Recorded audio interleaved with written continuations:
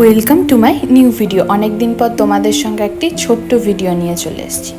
সবাই জানো আজকে কৌশিকী অমাবস্যা, তাই ভাবলাম একটু পাড়ার ঠাকুরগুলো দেখে আসি আর প্রণাম করে আসি। তো আমরা বেরিয়ে পড়েছি।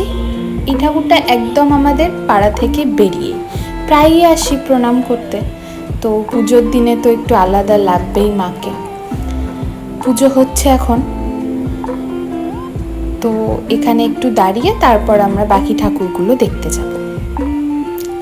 লোকজন আছে মোটামুটি, একটু পর থেকে হয়তো ভিড়টা আর একটু বাড়বে। তারপর আমরা যাচ্ছি ব্রিজের তলাতেই আর একটা ঠাকুর আছে সেটা দেখতে।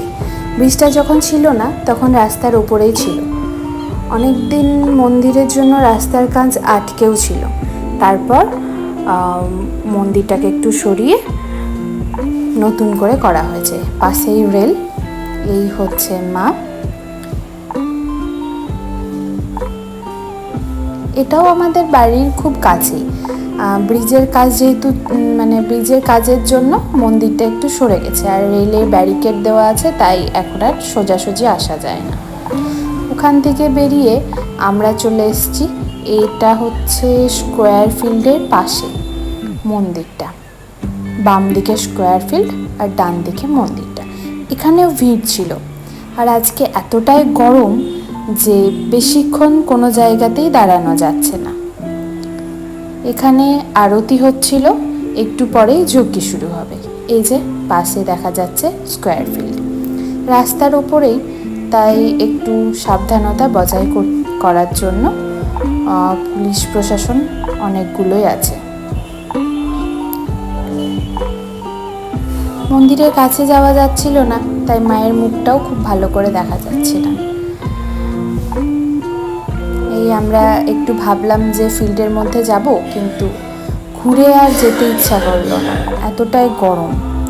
তো আমরা একটু রাস্তা দিয়ে ঘুরু ঘুরু করে বেরিয়ে যাব।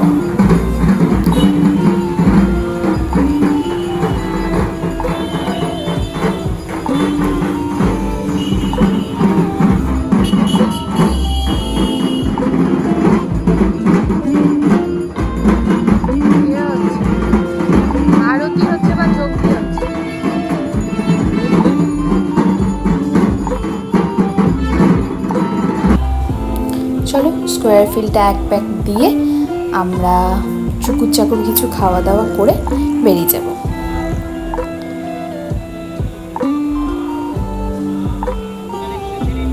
তারপর চলে এসেছি এখানে আমরা একটু চপ আর চিকেন পকোড়া খেতে।